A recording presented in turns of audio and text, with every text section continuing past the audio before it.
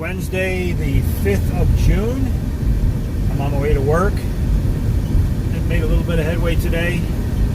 One of the things I decided to do last minute was I ran a hot water line up to the second floor bathroom for the toilet water supply. I have a hot and cold water supply in the downstairs toilet, and I figured, well, while I got that wall open, let me put another PEX pipe up there. It only took about 15 minutes to do that.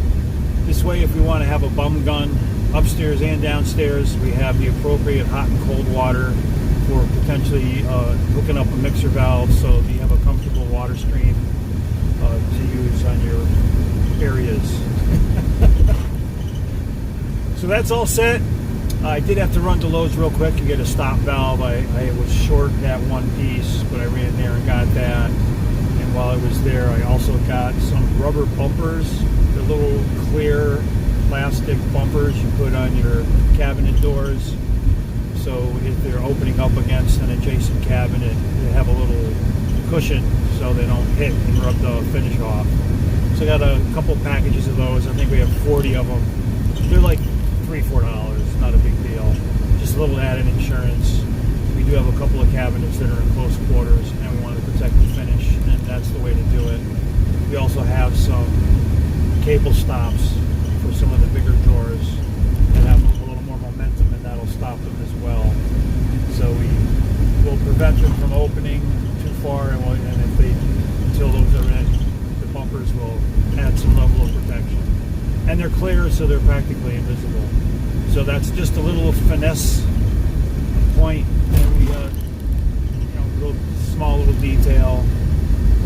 So Steve is going to move his sheetrock work out to the weekend. He wanted to get all our handles and our poles put in, do some fine tuning on some of the reveals on the drawers and cabinets, and I think he has one more piece of crown molding to put up, and that'll be a done deal for him as far as the molding work goes in the kitchen area. So that's his plan for today. That's very tedious. I think there's close to somewhere between 30 and 50 handles to bolts to install. That's quite a lot. So he says it takes about 15-20 minutes to get each one measured, drilled, fastened. So it's tedious work. So he just needs to just focus on that and not be distracted with sheetrock work.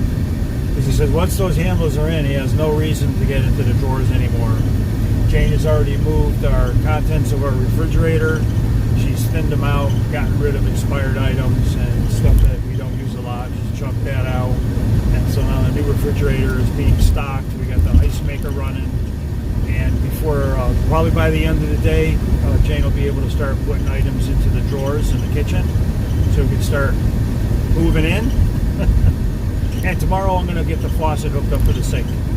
So we have that forward progress where we're slowly moving back into our new kitchen. So Jane's really psyched about that, and she's excited to make that move. So I'm heading off to work. I'm going in early, trying to get a little overtime in to help keep the finances in a healthy position for the additional work that's coming up in the future. So I'm going to go do my part at the gold mine to bring the coin home. So I hope everyone's having a great day. It's kind of hot and humid out there. We're going to get a little rain on the weekend. So enjoy the weather while you can. So yesterday when I got home from work, I noticed I had an Amazon order that I had made, and it had arrived. And what they are is hammer arresters. Now what those do is you hook them up on any water supply line that has a solenoid, like for instance the ice maker on a refrigerator. That uses a solenoid to automatically open and close a water valve so that your ice cube trays fill up with water. So when that shuts down, it's not usually a gradual shutdown like you would get with a toilet tank valve, where the float comes up gradually and your water shuts off slowly. So you wouldn't need one on a toilet because that's kind of a soft shut off. Where a solenoid valve is on or it's off. It's just a real quick action. So any of the momentum built up in the water supply lines as the water's coming through gets stopped in its tracks, and it causes a little bit of a hammer. Now what that will do is put a shock wave on any of your fittings or your valves or your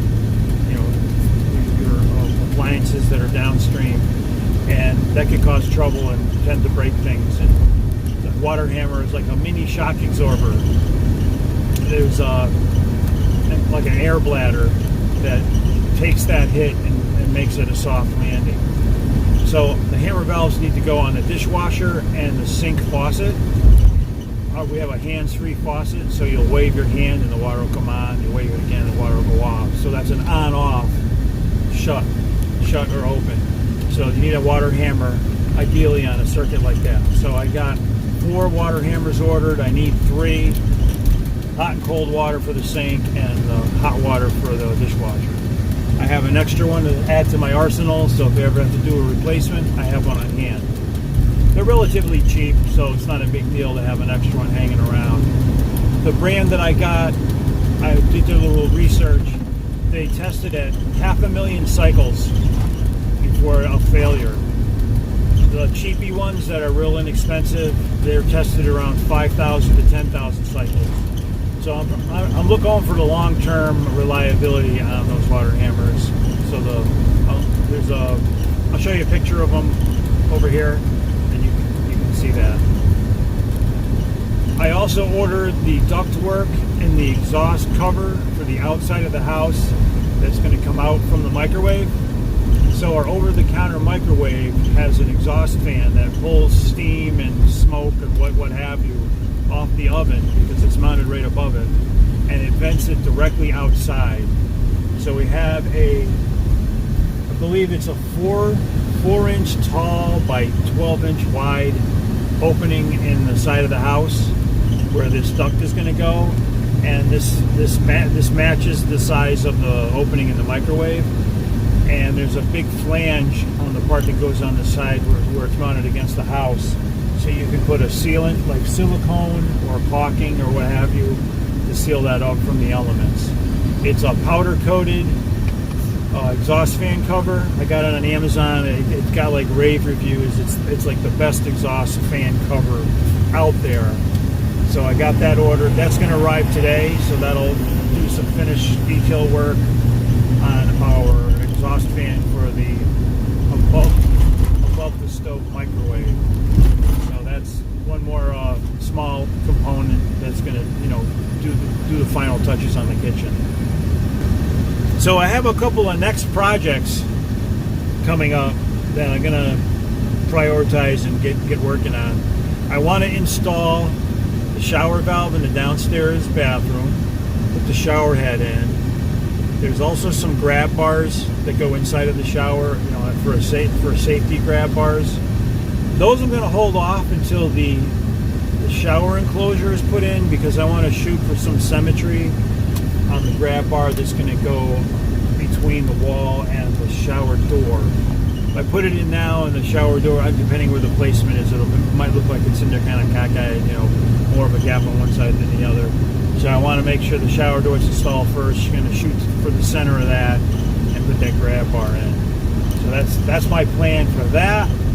I also have, let's see, what else? I want to do the tile work in the upstairs shower enclosure. I had popped out the old shower controls, and I got to redo some tiling in there. So I have the tiles all cleaned up, ready to go. So that'll be a done deal sometime in the future. So I want to get the downstairs shower fixtures installed and get the upstairs tile work replaced. So those are two little side projects that I need to do. There's also the laundry room. Floor has some subfloor I still have to fasten down the rest of the way. And we also want to put the cat box in there. So currently we have that door open. We'd like to keep that door closed and have like a cat door so the cat can come and go in there. That way it'll help prevent any of the noxious fumes from the cat box getting into the rest of the house.